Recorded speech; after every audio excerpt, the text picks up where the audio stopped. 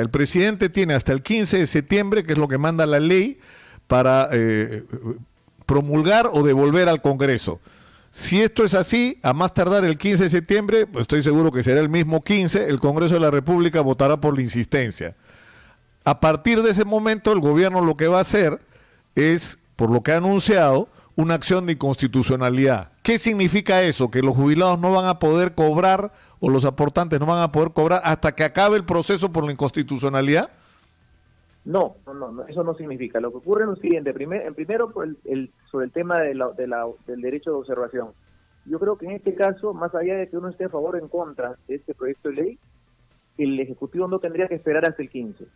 Puede hacerlo el día siguiente o 2 días, tomarse para observar y que esto regrese y se defina pronto en el Congreso. Una vez que se defina pronto ratificando o no ratificando el proyecto aprobado.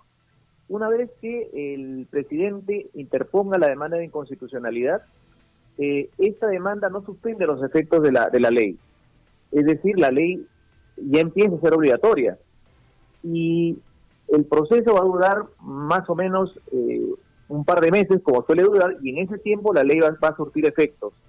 En la hipótesis de que la ley sea anulada por el Tribunal Constitucional, esa sentencia rige para el futuro, es decir, los pagos que se hayan hecho al amparo de esta ley no van a perder eficacia. Doctor Cairo, buenos días. Le habla Karina Novoa. Pero ¿qué pasa si es que, cómo está? Buenos días. ¿Qué pasa si es que se demoran mucho en hacer las listas, en hacer el trámite administrativo y la hacen larga para no hacer efectivo lo que dice la ley? Sí, lo que ocurre ahí es que eso depende mucho de la responsabilidad. Por eso le digo, esto pasa por la responsabilidad del gobierno también. Es decir, el gobierno en primer lugar tiene que, no digo que tenga que promulgarla, eso es potestad del gobierno, pero si la va a promulgar o observar, tiene que hacerlo muy pronto. Si la ley empieza a regir, tiene que implementar los mecanismos también con la prontitud que requieren en los plazos establecidos. La ley, además, Omar, dice 30 días para el primer 50%, para la mitad, y hasta 90 días para o sea, en 90 días tendría que estar todo pagado. Sí, pero lamentablemente sí, claro, también vimos el tema de las AFP, eso dice el papel, pero en el tema de las AFP hay gente que no ha podido cobrar y sigue preguntando hasta el día de hoy.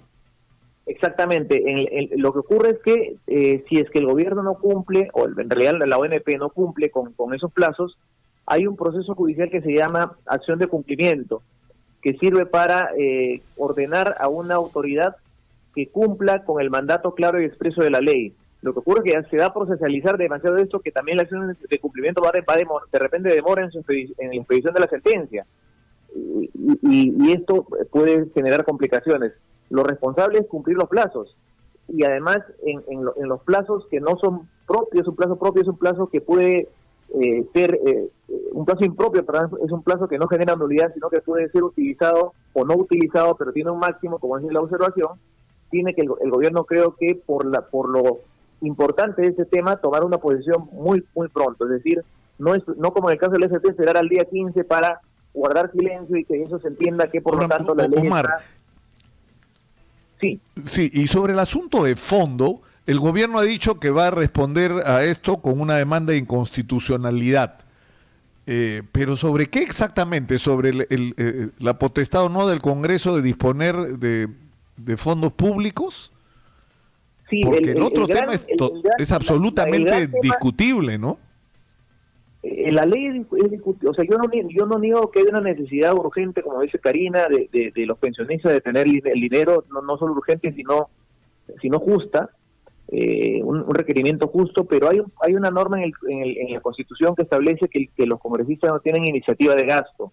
Entonces, si este proyecto ha sido una iniciativa de los congresistas, podría estar incurriendo en ese defecto. Y ese podría ser un argumento por el cual el Tribunal Constitucional lo anule. Ahora, para que se anule una ley, no solo basta examinar una cuestión. El tribunal puede interpretar, el tribunal puede concordar normas de la Constitución, y eso es incierto. Claro, porque yo veía el otro ángulo también, ¿no? Ellos no tienen iniciativa de gasto, pero sí decir, oiga, usted no esté confiscando pues plata que no es del Estado, que no es del gobierno, es plata de los aportantes, ¿no? Ese es otro ángulo que se podría analizar.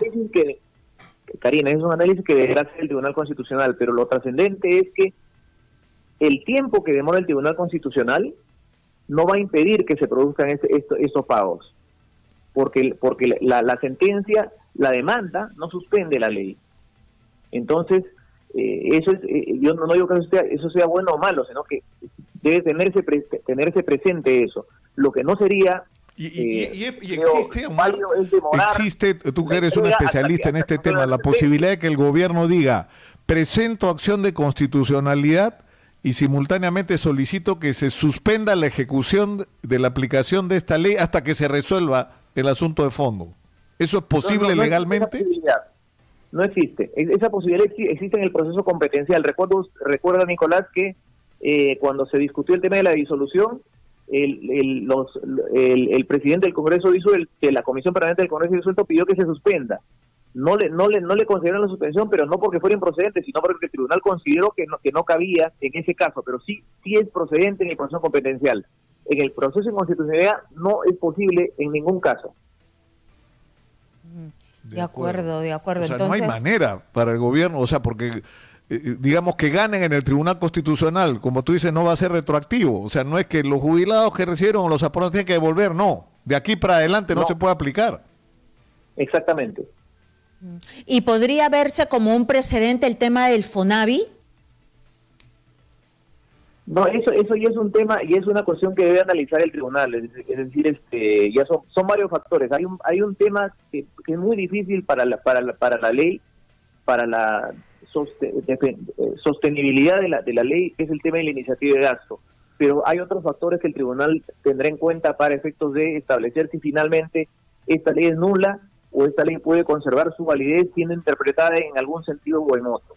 Porque el tribunal tiene esa potestad para no anular una ley, puede decir, no la anulo, pero interprétese de esta manera.